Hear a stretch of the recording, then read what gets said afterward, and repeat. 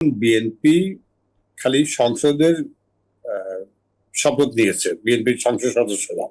এখন প্রথম কথা হলো যে এখন ওনারা তো দুইটা, জামাতে ইসলামী, এনসিপি, তারা দুইটা শপথ নিয়েছে। এখন এই সংবিধান সংস্কার পরিষদের সভা কে ডাকবে?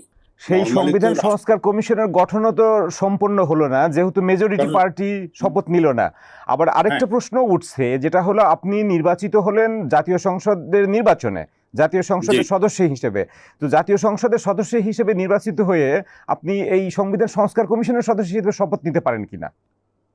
না, সেটাও মানে এগুলি তো এটাই বলছি যে গোলমেলে হয়ে গেছে, এগুলি করার কোনো দরকার ছিল না। না মানে এটা এখন আমার যেটা মনে হচ্ছে যে যারা এইসব করেছেন তাদের বোধহয় সংবিধান সম্পর্কে ধারণাগুলি স্পষ্ট না। আর সংবিধান সংস্কার করার জন্য তো নতুন একটা পরিষদের দরকার নেই, সংসদেরই তো ক্ষমতা আছে, তাই তো? সংসদের ক্ষমতা বলে আমাদের সংবিধান এই পর্যন্ত 18 বার সংশোধন করা হয়েছে।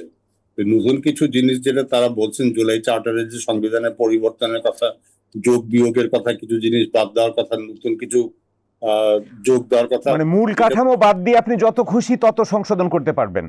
হ্যাঁ, এবং এটা তো সংসদই করতে পারতো, কিন্তু এখন তো সংসদ তো এখন মানে, তারপরে যেটা এখন আমি এনসিপির একটু যে বক্তব্য শুনলাম, যে একবারে মানে এটা কিছুটা যদি বলি যে মারদাঙ্গা বক্তব্য, এতে তো বিএনপি নমনীয় হবে না। বিএনপি তো মনে হয় যে তাদের অবস্থানে অনড় থাকবে। তাহলে রাজনীতি কি আবার সেই সংঘাতের দিকে এগুবে?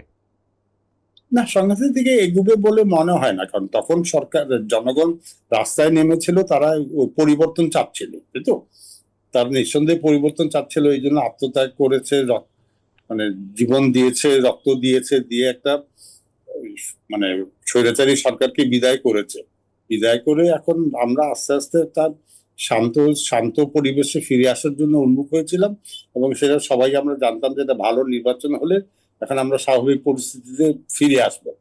এখন জনগণের যেটা চাহিদা আমি মনে করি স্পষ্টতই, কথাবার্তা যে আইন শৃঙ্খলা পরিস্থিতি ভালো থাকুক, দ্রব্যমূল্য যাতে না বাড়ে বরং কমার ব্যবস্থা হোক, কর্মসংস্থানের ব্যাপারে ব্যবস্থা হোক, স্বাস্থ্য শিক্ষা যেগুলি এখন করার দরকার, যেগুলি আমাদের ঘাটতি রয়েছে, এখন এইরকম পরিস্থিতিতে আমার মনে হয় না জনগণ আবার আন্দোলনের জন্য মোটেও প্রস্তুত। আর আন্দোলনটা হবে তো ধরেন কি বলেন না, মানে রুটি রুজির ব্যাপারে আন্দোলন না, এটা তো টেকনিক্যাল সাংবিধানিক প্রশ্নে আন্দোলন। আমার মনে হয় না এটা জনগণ এটাতে খুব বেশি সাড়া দিবে।